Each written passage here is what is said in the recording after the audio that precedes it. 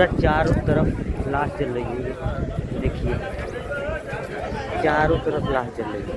और लेकर के लोग आए हैं, जैसे ठंडी अब ख़त्म हो रही है, लेकिन ठंड में जब ज़्यादा ठंड होती है तो उस दिन मरने वालों की संख्या ज़्यादा हो जाती है, तो इसलिए बहुत ज़्यादा भीड़ हो जाती है फुटपाथ पे। ये गांव के एक बाबा थे हमारे, जो जिनका आज देहांत हो गया था, तो उनको लेकर के हम लोग गौरी घाट आए थे, ये आप देख सकते हैं ये। और उनका ये टिकटी पर रख गया है और फोटो खिंचाया जा रहा है, लास्ट है उनका ये।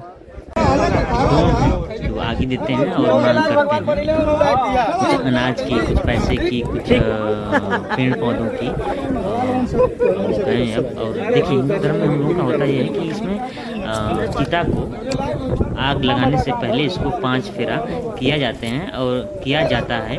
और जो सगी संबंधी होते हैं अपने घर के, अपने दयाद लोग, उसके साथ साथ कम से कम 5 लोग होते हैं जो उनके साथ साथ घूमते हैं। देख सकते हैं ये लोग घूम रहे हैं, इस तरफ घुमा जा रहा है। अब 5 फेर हो जाएगा तो उसको आग लगा दी जाएगी।